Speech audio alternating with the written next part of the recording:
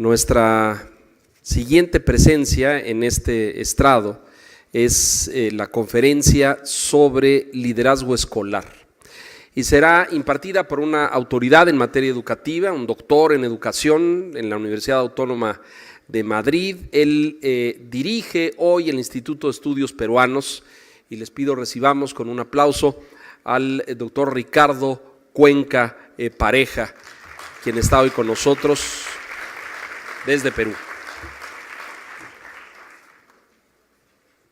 Muy buenas tardes, muchísimas gracias por la invitación a los colegas de Fundación Santillana y felicitarlos porque junto con la Secretaría de Educación Pública y la OEI están poniendo en discusión pública un asunto tan importante como la reforma educativa de México, pero que además nos sirve para que los demás países podamos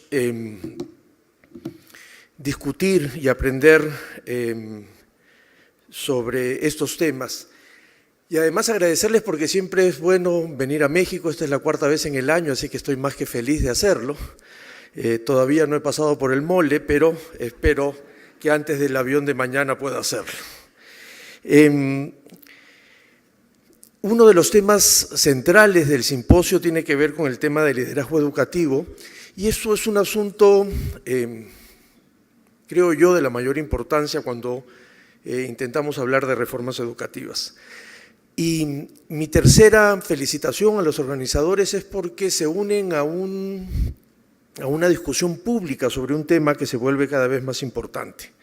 Y se suman a los trabajos que desde hace 7 u 8 años están produciendo varias instituciones en América Latina que permiten tener información sistematizada respecto de los directores escolares, cosa que hasta hace muy poco no había, y es por eso que resulta fundamental.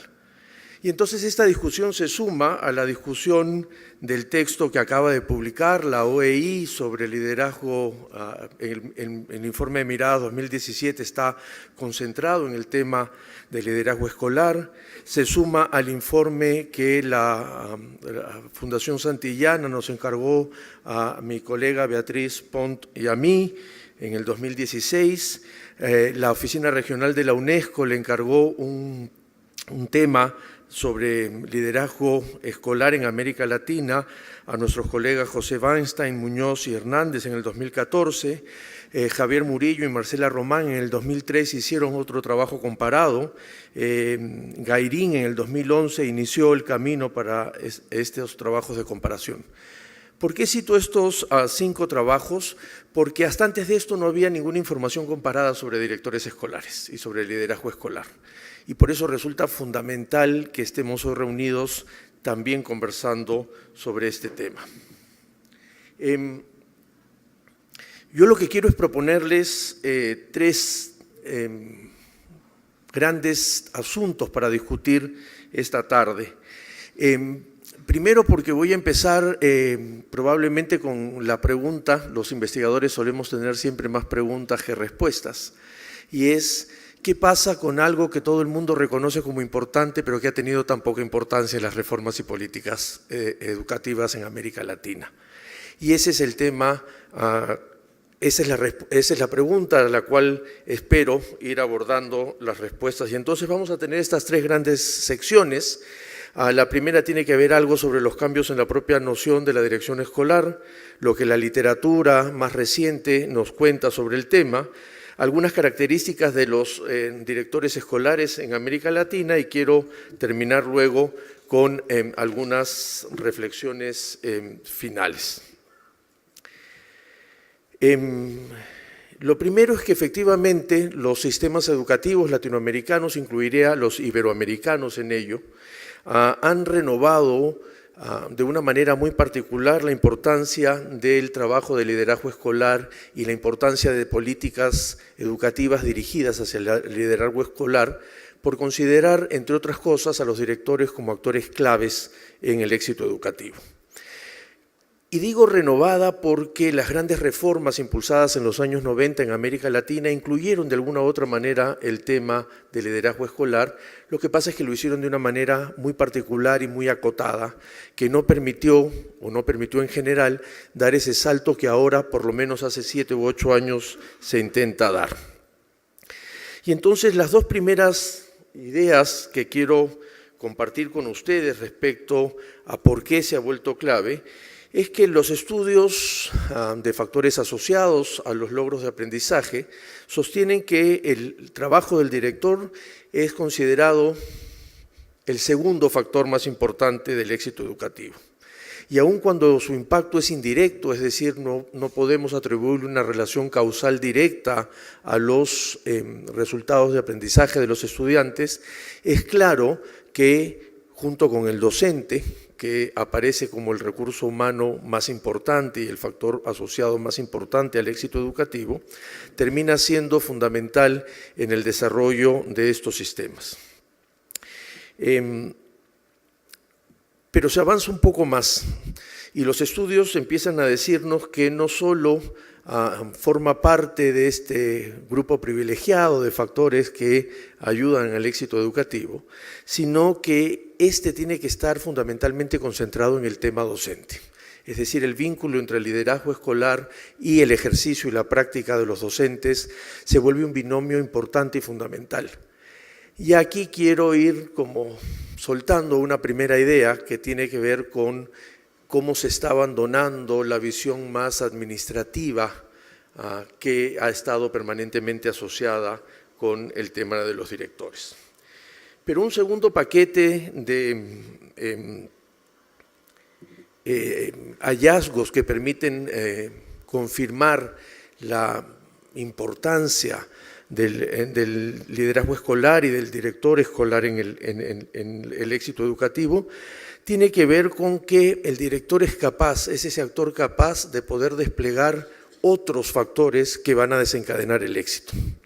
Y por eso se vuelve fundamental e importante. El efecto de rebote que tiene su trabajo se vuelve fundamental.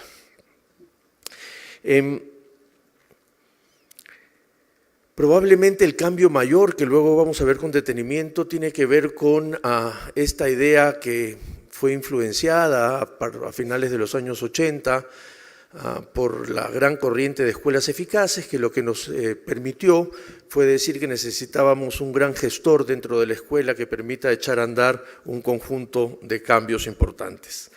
Sin embargo, así como se avanzan en las ideas respecto del trabajo docente, se ha ido avanzando también respecto al trabajo de los directores y resulta ser que allí donde hay un énfasis mayor en asuntos pedagógicos, efectivamente va a haber mejores resultados también a nivel de éxito educativo.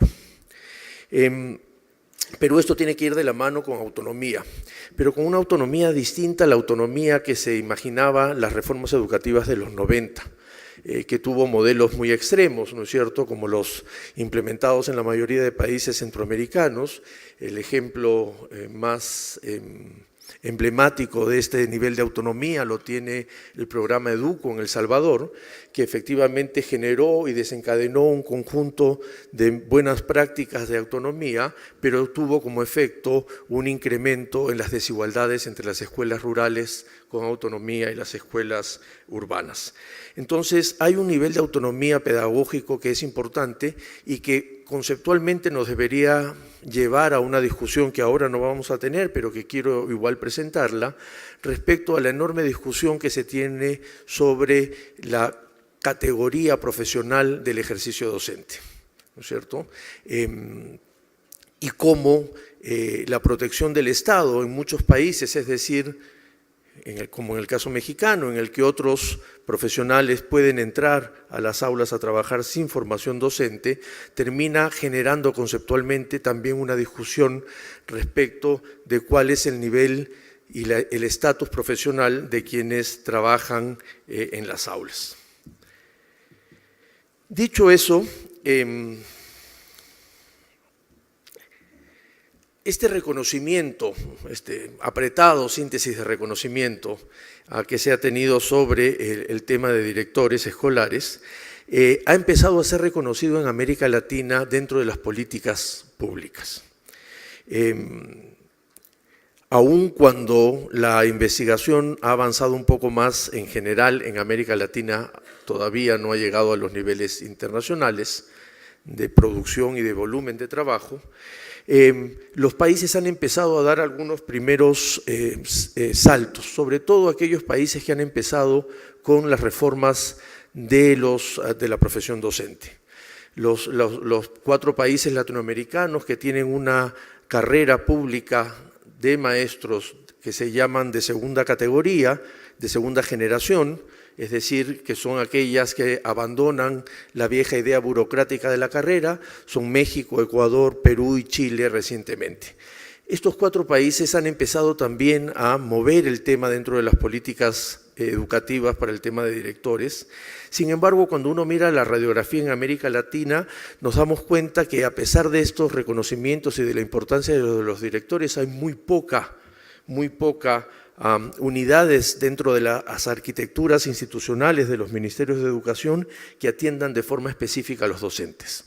En la mayoría de los casos forman parte de las direcciones vinculadas al trabajo docente o en otros casos o en otras secretarías o ministerios empiezan a fusionarse con las unidades que tienen que ver con la gestión educativa. Y sin embargo, un tema específico para el desarrollo de los temas de los directores no está claro.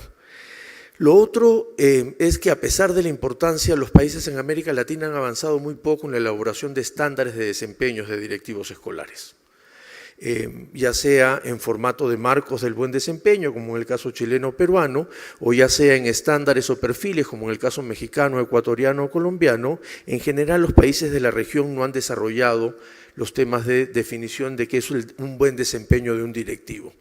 Y esto resulta fundamental porque independientemente de cuán cercano nos suena la palabra desempeño o no, lo que los países intentan hacer o están intentando hacer es tratar de definir qué significa ser un buen directivo escolar en ese país. Recojo una frase de mi colega y amigo Lorenzo Gómez Morín, que dijo: esta es la definición de calidad que tenemos en México. Bueno, eso mismo pasa con los desempeños de los docentes y los directivos. Más que una definición, es una decisión y el país decide qué tipo de directivos necesita. Y por lo tanto, a partir de esa definición, debería empezar a formular políticas de formación, políticas de evaluación, políticas de incorporación a una carrera, partiendo de una idea y una noción clara y un consenso sobre cuál es el significado de ser un buen directivo. Y ahí está la potencia del trabajo de estos estándares, independientemente que el estándar también, como bien lo mencionó Pablo Ceballos, pueda muchas veces restringir la complejidad de la actuación de los directivos. Finalmente, y después vamos a ver unos datos para que no crean que solo hay acá, como diríamos en mi pueblo, un guitarreo, ¿no es cierto?, sino con datos también. La mayoría de países están tratando de discutir conceptualmente la noción de liderazgo pedagógico que vamos a atender más adelante, que tiene que ver con una nueva noción del trabajo directivo. Sin embargo, las principales funciones normadas en la mayoría de los países, y ahí hay una primera gran paradoja, tiene que ver con el cumplimiento de un conjunto de funciones administrativas. Y entonces hay un desencuentro claro entre aquello que conceptualmente se espera y aquello que efectivamente se norma, y los sistemas educativos en América Latina fundamentalmente son sistemas muy pegados a la norma, ¿no es cierto? Docentes y directivos hacemos aquello que la norma nos dice y dejamos de hacer aquello que no está consignado. Hay otros intentos también que son más bien positivos, que han empezado los países a trabajar. Se han mejorado los procesos de selección de directores a través de una combinación entre concurso de méritos y oposición.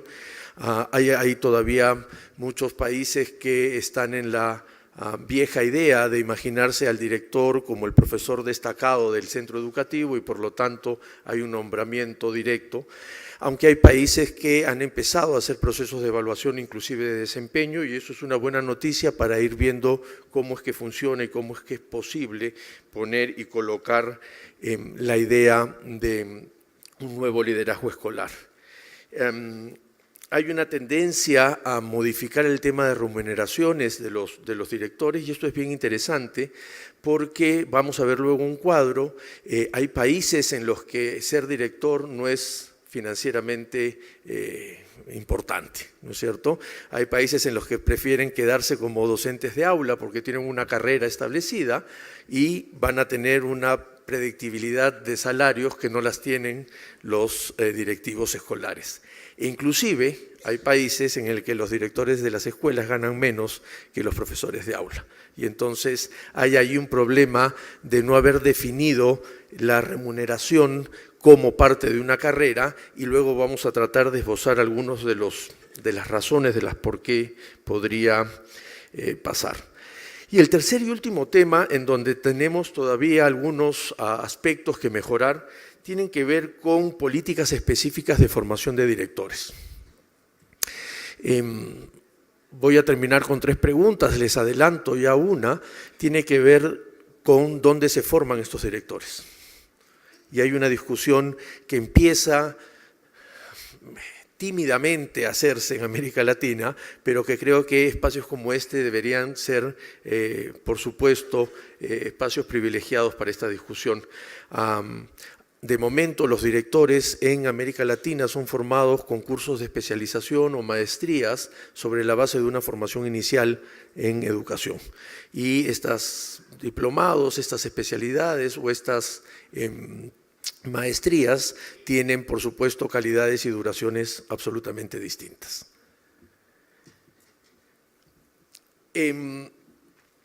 Entonces, a pesar de tener una discusión más conceptual, usando la evidencia sobre la importancia de los directivos escolares como actores fundamentales en la mejora, a pesar de algunos intentos de avance, pero por lo menos la identificación de algunos retos en la política, hay algo que fundamentalmente llama la atención cuando uno estudia el tema del liderazgo escolar, y es que aun cuando la noción ha cambiado a lo largo del tiempo,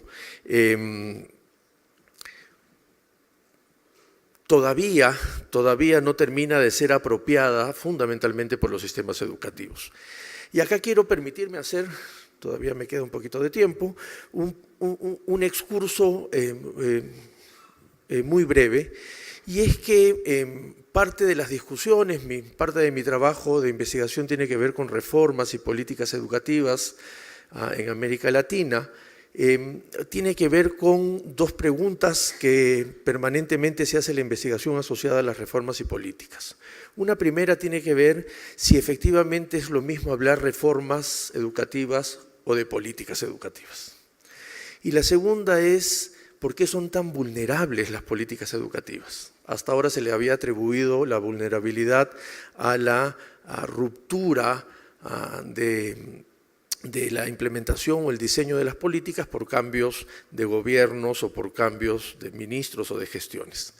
Sin embargo, vamos a darnos cuenta que estas 2 ideas, el usar de forma distinta reforma o política y el atribuirle la vulnerabilidad a la falta de continuidad de las políticas, empiezan a tener un sentido de mitos urbanos alrededor del asunto. Primero porque se va acumulando cada vez más información respecto a qué reformas tienen que ver con los cambios en los sentidos y políticas con los cambios en los entregables, en los deliveries, en aquello que hace la acción del sistema.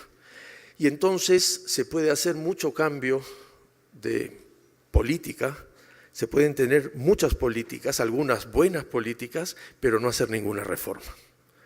La Fundación Santillana hace poco publicó, Mariano, 450 ¿eran? ¿Cuántas reformas en Europa? 400. 400 reformas en un libro registrando 400 reformas hechas en los países de la OECD. Y la pregunta era, ¿qué pasó con esas 400 reformas? Una de las primeras explicaciones es que no todas eran tan reformas como parecían ser, sino que lo que se hacía era modificar un poco solamente las políticas. Es decir, voy a entrar a un terreno minado en el caso mexicano. Yo puedo cambiar las políticas de evaluación de los docentes y no cambiar el sentido de la profesión. Y entonces una de las discusiones que se tiene respecto de reformas y políticas es cuándo queremos efectivamente cambiar ese sentido y cambiar las grandes finalidades.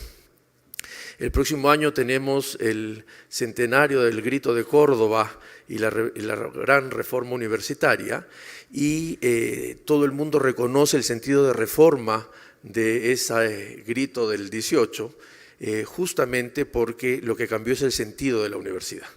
La pregunta es, ¿cuántas de estas reformas, acciones que estamos tomando está cambiando el sentido de la educación? Y aunque suene un poco aguafiestas, es posible que podamos avanzar inclusive en mejorar indicadores educativos, pero no cambiar el sentido de las cosas. Es posible que podamos tener políticas y no cambiar el sentido de las cosas.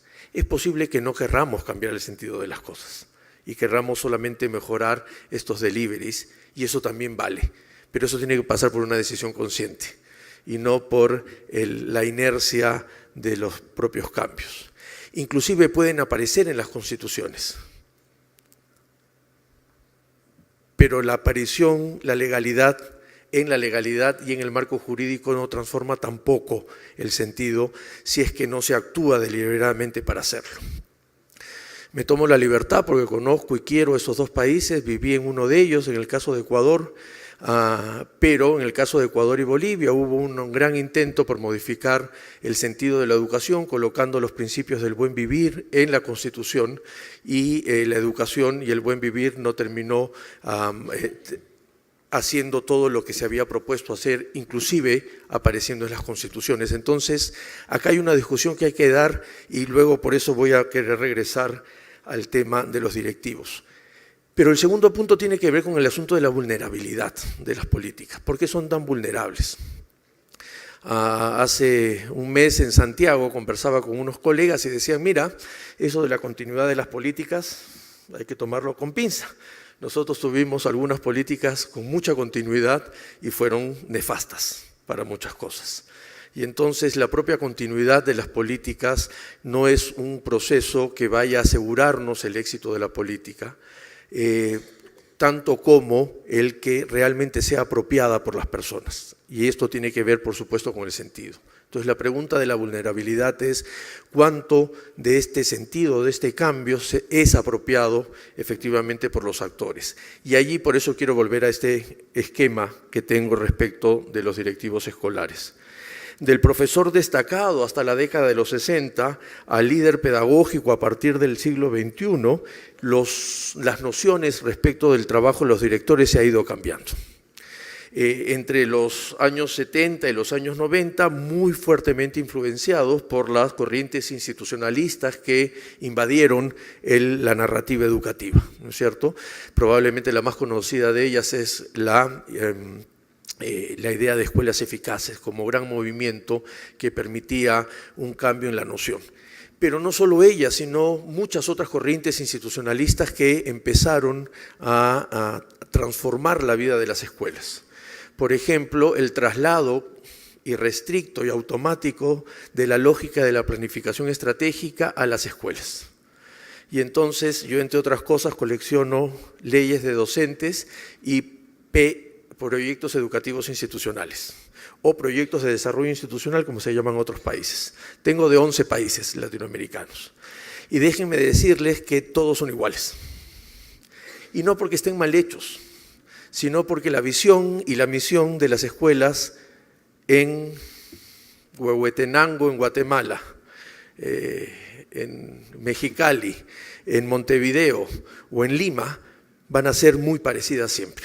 Y entonces no ha habido un filtro de transformación de ello en los proyectos, por ejemplo, institucionales. Entonces, las reformas y las políticas pueden ir cambiando, pero estas nociones han permanecido, salvo el cambio de sentido de gerente y de gestor durante esta época.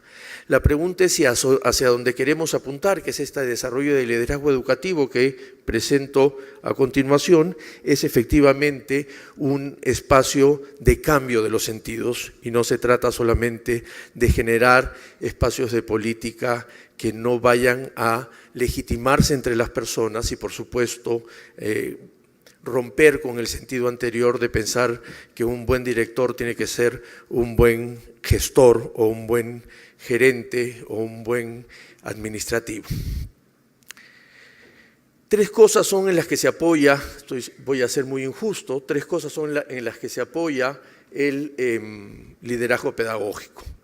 Uno, que el trabajo fundamental del director es el apoyo al docente, en la planificación curricular, en el desarrollo de las clases, en la búsqueda de estrategias didácticas, en el uso de nuevas metodologías, en la generación de conocimiento compartido.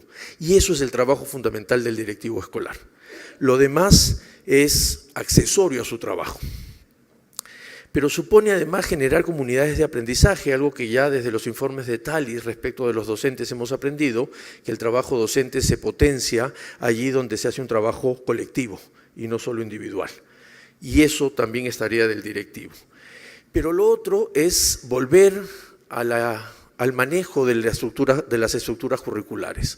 Créanme que la mayoría de países de América Latina tienen el enorme problema de ver cómo los currículos nacionales o subnacionales terminan implementándose en las clases. Y ese trabajo es un trabajo que solo puede ser o debería ser liderado por alguien porque no es un proceso automático.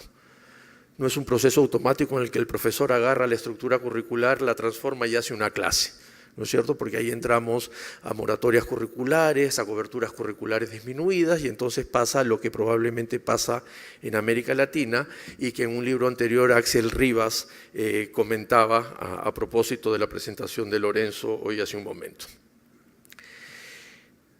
Dicho esto, vamos a mirar algunos datos de los directores, en algunos casos en Iberoamérica, como en este, y en otros solo en Latinoamérica. Según los registros de los países, hay alrededor de 750.000 directores, 6 de cada 10 son mujeres, y eso lo único que hace es volver a confirmar que la profesión docente es una profesión altamente femenina. Aun cuando hay países como el Perú, como México y como algunos países centroamericanos, donde a pesar de que hay más mujeres profesoras, hay más directores hombres. Ahí nos falta aprender algo respecto de los temas de enfoque de género. La edad promedio es 47 años y es un promedio relativamente joven respecto de otras profesiones. Las mujeres son relativamente más jóvenes según los datos, pero esto nos abre un camino importante para ver el futuro. Una persona con... Se caen los papeles.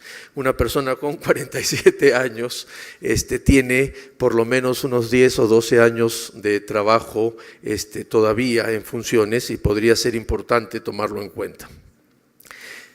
No sé si logran notar, este cuadro está basado en las encuestas del TERCE, pero lo que vemos acá son una raya verde en esta araña, en donde sobresalen Brasil, Colombia, República Dominicana, México, como este es el caso del TERCE, aparece el estado de Nuevo León también, que tienen un nivel los directivos han alcanzado un nivel terciario de educación a nivel universitario, y en el caso de la línea punteada, son los casos de Argentina, Uruguay y Perú, es más bien de institutos de formación docente. ¿Por qué? Porque hay una larga tradición en el sur de los institutos de formación docente respecto de las facultades de educación. En el caso de Perú, el 75% de los maestros provienen de un instituto de formación docente y no de una universidad. Lo mismo que en Argentina y en Uruguay aún el tamaño es un poco más. Pero lo que vemos es que Hay un nivel de terciarización junto con la formación docente de los directivos escolares, aunque adentro no se nota mucho, con colores grises, todavía hay directivos escolares en América Latina, sobre todo concentrados en Centroamérica, que provienen de la educación secundaria, ¿no es cierto? Recién Honduras está por cambiar y elevar a nivel terciario la formación docente. El año pasado lo hizo Guatemala y ojalá la mayoría de países lleguen a nivel postsecundario en la formación. Salvo en el caso de Chile y en el caso de Portugal, los directivos docentes en América Latina trabajan en la educación pública. Todavía los sistemas públicos en América Latina son sistemas relativamente grandes. Las últimas normas y las reformas en Chile probablemente van a hacer cambiar un poco este gráfico luego de la desmunicipalización de la educación. Este dato también es un dato importante porque tiene que ver con el promedio de años de servicio que tienen los directivos en América Latina. El promedio general que está a la derecha es de 9,8 años, es decir, son directivos relativamente jóvenes. Y esto es importante, no he traído el dato acá, prometo después buscarlo porque hemos logrado hacer una especie de arqueología respecto de algunos países, no todos tienen datos, de cómo en los años finales de los años 80, los años de servicio promedio de los directores escolares era de casi 15 años. Es decir, se ha vuelto un poco más joven el trabajo de la dirección escolar y eso es un buen dato para las políticas educativas. La mayoría de ellos trabajan en el Cine 1 según la distribución de la UNESCO, es decir, en la educación primaria. Todavía América Latina no ha solucionado muy bien el tema de cómo los directivos trabajan a nivel de secundaria, tanto en la secundaria baja como en la alta secundaria. Probablemente, así como los docentes de secundaria son el dolor de cabeza para muchos de los sistemas, también es el trabajo de los directivos que trabajan en la educación secundaria. Esto es el porcentaje medio de incremento salarial que les hablaba. En general, perdón, pero se han caído todos los papeles. Que es distinto a que haya perdido los papeles. Todavía no los hemos perdido. Uy, se fue. La barra de la derecha es que en general el promedio en América Latina, cuando un director se vuelve director, gana, o su sueldo se incrementa en más o menos 24%. Tampoco es que sea tan atractivo, ¿no es cierto? Con toda la carga que tengo, encima me suben solo 24%, salvo los casos de Perú, el caso de Costa Rica, el caso de Cuba, el caso de Ecuador, el caso de El Salvador, donde han hecho un esfuerzo mayor y superan ese 24%. Y en algunos casos doblan el sueldo de los maestros. Pero otros casos como la Argentina, Brasil, Guatemala, Honduras o Nicaragua, no hay mayores incentivos y por lo tanto hay en particular en estos países un problema adicional con ser directores. Por ejemplo, en Honduras no hay directores. Nadie quiere ser director, ¿cierto? Hay un serio problema para ser director. Y lo que hay es encargaturas anuales. Y estas encargaturas anuales no permiten generar una carrera para los directivos escolares. Y entonces tenemos un problema nuevamente de política. México está ahí, ¿lo ven? Está un poquito más abajo del promedio. Podemos utilizar el gráfico, colegas, para hacer un reclamo respecto de nuestro salario. Esto es otro tema relacionado con el trabajo de los directivos escolares al cual yo quiero llamar la atención porque también resulta fundamental en esta paradoja inicial que quería mostrarles respecto del desencuentro entre lo que se quiere de un directivo y lo que efectivamente hace el directivo. En la raya verde, en la línea verde que comparten Perú, Paraguay, Panamá, Honduras, Guatemala, Ecuador, en algo Chile, la mayoría de directores además son docentes en la propia escuela. Y entonces, además de su trabajo de director, son también profesores de aula. O el segundo caso, que son directores en una escuela y docentes en otra escuela. Y entonces lo que vemos es que hay un trabajo no tan definido respecto de sus funciones, esas que yo quiero que sea líder pedagógico, ¿se acuerdan? Bueno, Además de ser líder pedagógico, tengo que hacer toda la enorme carga y tarea que los docentes tienen que hacer, que ya sabemos que es más que ponernos frente de los 40 estudiantes a hacer la clase, ¿no es cierto? El trabajo es mucho más. Y acá quiero ir terminando esta sección en la que no sabemos por qué no han salido los recuadros, pero felizmente tengo mis hojas, aunque han sido impresas tan pequeñitas que ni con los anteojos lo veo, pero créanme que no los voy a engañar. Toda la sección verde pertenece a lo que los directivos reportan, esto es de la base de datos del TERCE, la última base de datos de la UNESCO, lo que los directivos reportan que hacen, y toda la sección verde son actividades fundamentalmente administrativas o de gestión, que ocupan alrededor del 45% de su tiempo. Y arriba hay el cajón del zapatero, en donde la parte más oscura, al lado de la verde superior, dice otras actividades. Esas otras actividades, cuando uno mira el desagregado, también son administrativas.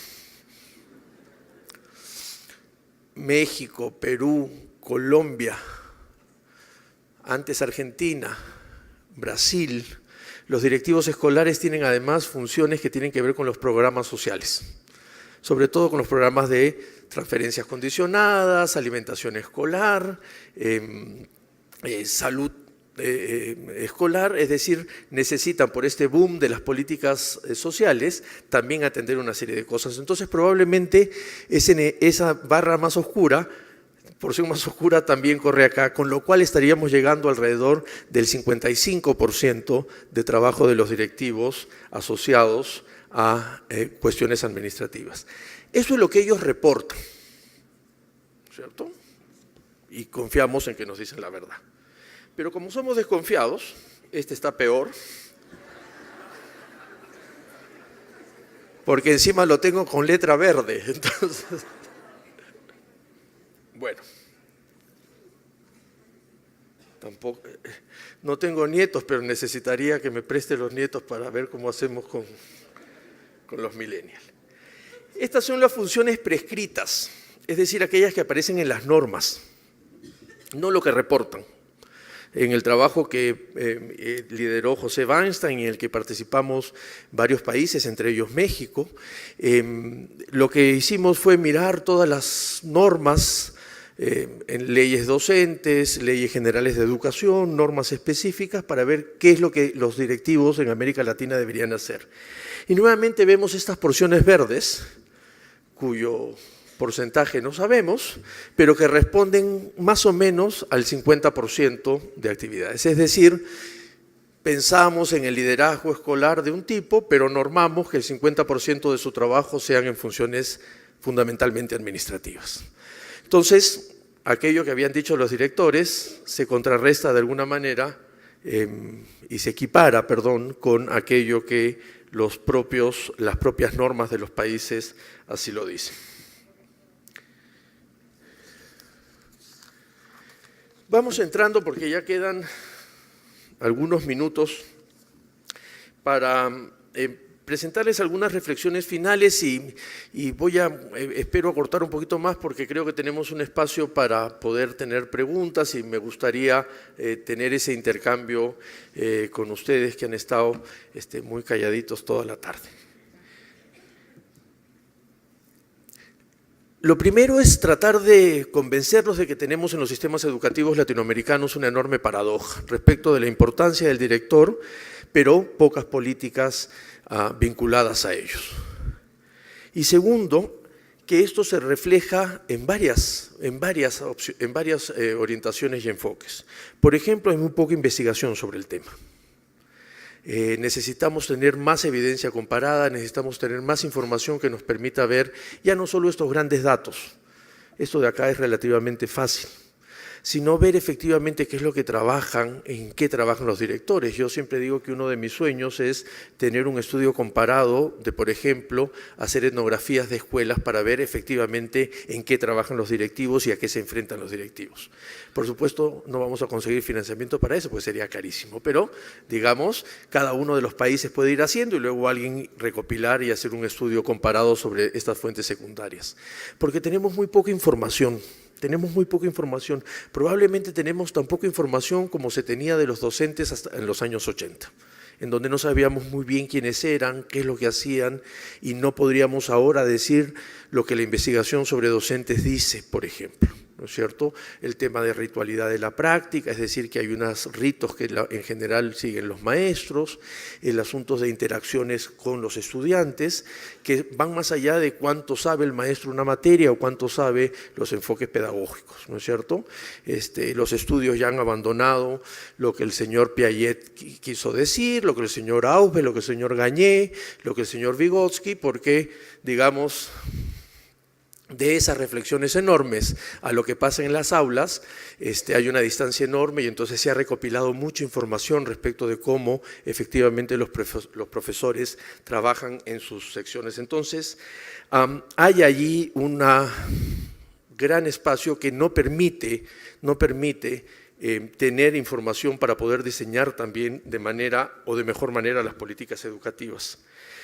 Porque finalmente lo que quiero proponerles es que en general en los países de América Latina hay un desalineamiento entre la teoría, entre lo que queremos, entre las normas, que es lo que los estados le exigen a los directivos, y entre lo que los directivos hacen en sus escuelas. Y esa es un espacio académicamente importante, pero altamente peligroso para los fines de la educación. Le hemos dedicado, unos países más que otros, más tiempo a trabajar con los docentes, a mejorar su desempeño, a hacer campañas de reconocimiento de la profesión, y hemos ido abandonando a los directivos escolares y por lo tanto lo que podría estar pasando es que estamos cerrando una ventana a la vez que abriendo otra, y entonces esta idea de la integralidad de las políticas termina siendo, en este caso, fundamental y necesario. Más aún cuando ya se sabe que la pieza, el directivo escolar y el liderazgo escolar, en las condiciones que se quieren, resulta ser una pieza fundamental para el trabajo. Solamente de resumen, ya sabemos que el liderazgo, y espero convencerlos, es un elemento esencial para la mejora de la calidad. Cada vez hay que buscar más cómo fortalecer la profesión del directivo escolar y este desarrollo de la profesión. La pregunta es si haberlo capacitado durante tantos años en manejos de coaching y liderazgo ha sido suficiente para transformarlo realmente en un agente que permita dinamizar el trabajo pedagógico y curricular dentro de las escuelas. En ese sentido, evaluar el desempeño de los directivos se vuelve fundamental. Y aquí hay una ventaja respecto a los directivos. Como no hay una carrera en la mayoría de los países tan clara, el impacto y las consecuencias de la evaluación no va a ser tan alta y por lo tanto no es tan conflictiva. Y eso sí nos podría dar muchísima información de cómo podemos trabajar políticas dirigidas a los directivos escolares. Evaluamos a todos, nadie va a salir del sistema si los evaluamos, ¿no es cierto?, porque no hay norma para ello, y entonces podemos conseguir ahí algún tipo de información. Y lo tercero es mirar los temas de las buenas prácticas que en algunos países ya se han empezado a hacer, pero que necesitan que ser contextualizadas, ¿no es cierto? En países, y lo digo en probablemente uno de los países felizmente más rico y diverso de la región, como es México, el profesor de Torreón al profesor de Tuxtla tiene que tener alguna diferencia, ¿no es cierto? Y por lo tanto hay que contextualizar estas prácticas educativas finalmente. Quiero terminar con 3 preguntas para provocar, espero, una discusión después, en los siguientes días, en sus propias escuelas o en sus propios espacios de trabajo o universidades. Lo primero es cuánto estamos en capacidad para definir un buen desempeño del directivo. E insisto, podemos alejarnos de las teorías y no querer liderazgos pedagógicos o tener una versión más relajada de esto y seguir haciendo y teniendo cargas administrativas para el directivo escolar porque el sistema no puede hacerlo de otra manera. Pero definámoslo. El llamado de atención en general es el tener la decisión respecto de lo que es un buen directivo escolar. Hay ejercicios pilotos en América Latina en el que el directivo escolar se dedica al liderazgo pedagógico y el Estado ha contratado a una especie de gerente para la escuela que se encarga de las cuestiones administrativas. Vamos a ver cómo funciona. Capaz va a funcionar mejor, pero eso va a demandar unos altos costos para los estados que no necesariamente pueden, porque necesitarían no tener 750.000 directivos, sino tener 750.000 directivos y 750.000 gestores dentro de las escuelas. Pero esta discusión no podemos postergarla y hay que tomar la decisión lo más compleja posible, de la manera, atender la complejidad de la manera más eficiente posible, porque de lo contrario vamos a estar ante posibilidades de tener reformas truncadas y eso es lo que deberíamos evitar. Un buen inicio es tratar de definir qué es un buen docente. En Panamá, por ejemplo, uno no puede decir desempeño porque suena muy mal, ¿no es cierto? Los profesores no lo aceptan, los directores no lo aceptan y han tomado la decisión de definir los marcos de buenas prácticas del directivo. No importa el nombre, lo que importa es que definamos, que tengamos la capacidad de poder definir qué es un buen directivo y por lo tanto alinear luego a partir de eso los procesos de formación, los procesos de evaluación, los procesos de carrera, las normas que nos pidan. Un segundo paquete de preguntas tienen que ver con esta discusión cada vez mayor que se tiene de liderazgo distribuido, que ha sido de alguna u otra manera una herencia buena de los intentos de las sufridas escuelas en zonas rurales que tenemos en América Latina, que han empezado a trabajar en redes de una manera más interesante que ha permitido distribuir algunas de las funciones o compartir algunas de las funciones. Por supuesto, el origen de todo esto en la discusión y en el éxito que tuvo, estuvo en Colombia con la idea de escuela nueva, que lo que impulsaba era tratar de decir, mira, en estas condiciones hay que buscar una salida. Y una muy buena salida es redistribuir un conjunto de funciones. La idea de liderazgo distributivo es una idea interesante de ir trabajando. No hay experiencias todavía en América Latina, solo está a nivel más bien conceptual, pero bien podría ser un tema en el marco de la reforma mexicana que podamos empezar a discutir. Y lo tercero, que es la que más me gusta porque es la que genera más pelea, y es verdad que para esos directivos que necesitamos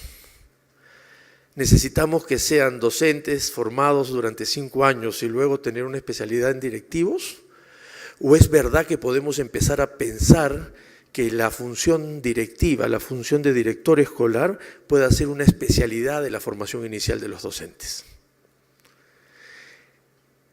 Así como en otros países europeos, uno puede estudiar educación y no ser necesariamente educador de aula, esto podría servirnos para pensar cuánto podemos diversificar la formación inicial de los docentes. No solo con la tradicional pedagogía social, sino como un estudio que acaba de, espero publicar dentro de poco, pero acaba de terminar unos colegas haciendo un estudio comparado en Chile, Colombia y Perú, respecto de la cantidad de docentes que trabajan como jefes de recursos humanos en empresas. Y que su formación pedagógica lo que les ha servido es para hacer buenos programas de formación de recursos humanos. Y no han perdido su esencia de ser profesionales de la pedagogía. Lo que pasa es que no trabajan en las aulas. Y esto ha sido en aquellos ejercicios en los que, por ejemplo, han tenido un tronco común de pedagogía o de trabajo educativo durante 3 años y luego han hecho 2 años. Y entonces ellos saben que no van a trabajar en las aulas. Tampoco quieren trabajar en las aulas. Quieren trabajar en otro lugar. Este ejercicio podría ser pensado para los directivos escolares. Son solo preguntas. Yo felizmente no tengo las respuestas todavía porque me quedaría sin pensar un poco más el tema. Pero efectivamente hay que romper con algunas cosas que están muy metidas, sobre todo en el mundo de los educadores, de los profesores, de los docentes, de las maestras. Y es pensar que solo puedes trabajar en el sector cuando tienes una formación de docentes. Y la pregunta es si eso es así, ¿no es cierto? La pregunta es si efectivamente los directores escolares tienen que ser docentes de aula o pueden tener una base de formación de docente y luego una especialización de directores. ¿Alcanzan los cursos de especialización? ¿Alcanzan las maestrías en gestión directiva? Eso todavía no lo sabemos, pero hay que empezar a estudiarlo y hay que empezar a pensarlo. En todo caso, de lo que se trata es de decirles que allí donde creemos que hay una posibilidad para fortalecer la profesión de los actores educativos, fortalecer la profesión de los docentes o fortalecer la profesión de los directivos escolares, es donde tenemos que, desde mi punto de vista, aportar y discutir, debatir, porque sin docentes, sin directivos, no hay ninguna posibilidad de cambio en educación en nuestra región. Muchas gracias.